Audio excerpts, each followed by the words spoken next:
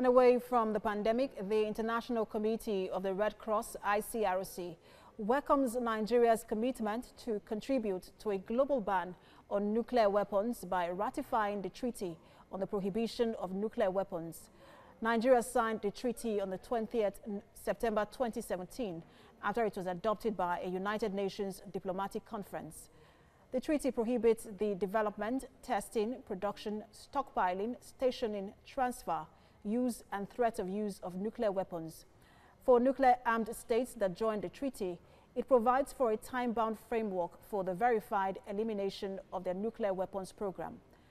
The ICRC will continue to promote the adherence to the treaty by all states, including those that possess or are associated with nuclear weapons. And legal coordinator ICRC Anne Lardy joins me for more perspective on this. Good to have you join us. Now, Nigeria ratified this treaty just as the world commemorated the 75th anniversary of the first atomic bomb test in Hiroshima in 1945. So how significant is this? Well, it's extremely significant. First of all, thank you very much for having me this afternoon.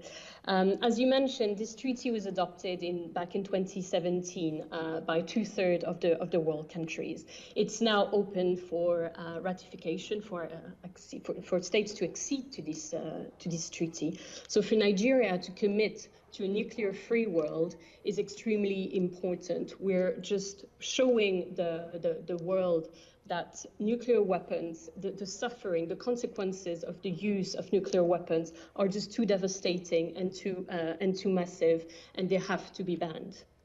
All right, so 82 countries have signed this treaty and 43 have ratified it. But for this treaty to take effect, you need about 50 countries to ratify it. So what is being done to ensure that other countries come on board?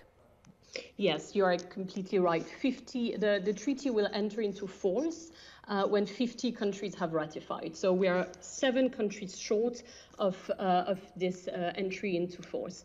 The ICRC, together with, of course, the entire movement of Red Crescent and Red Cross societies, are working and are advocating with states to ratify. So this is what we have done in Nigeria. My colleagues in other countries are doing the same. We're not the only ones, obviously. Other states are pushing for this. Other NGOs, such as ICANN, another coalition of NGOs, are really trying hard to make states ratify this treaty. Sorry.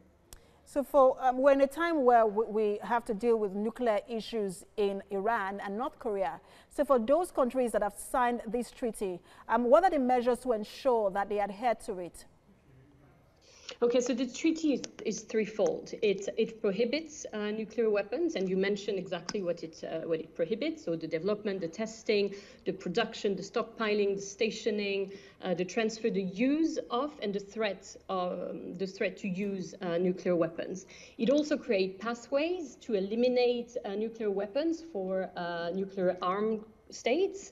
And third of all, it also foresees assistance for victims. So if you are a nuclear armed state and you ratify this treaty, there are steps that will be adopted for this country to eliminate its nuclear weapons program.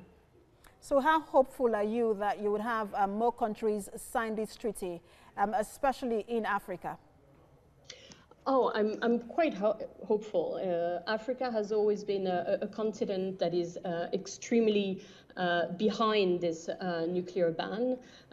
So I'm hoping that other countries will join very soon and that we will attain this 50 countries for the entry into force and even more. This treaty is really a powerful tool to demonstrate that nuclear weapons are morally unacceptable.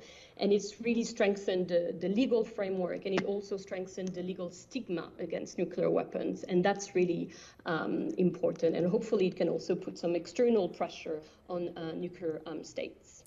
Legal Coordinator, International Committee of the Red Cross, Anne Lardy, thanks for talking to us. Thank you very much for having me. Good afternoon.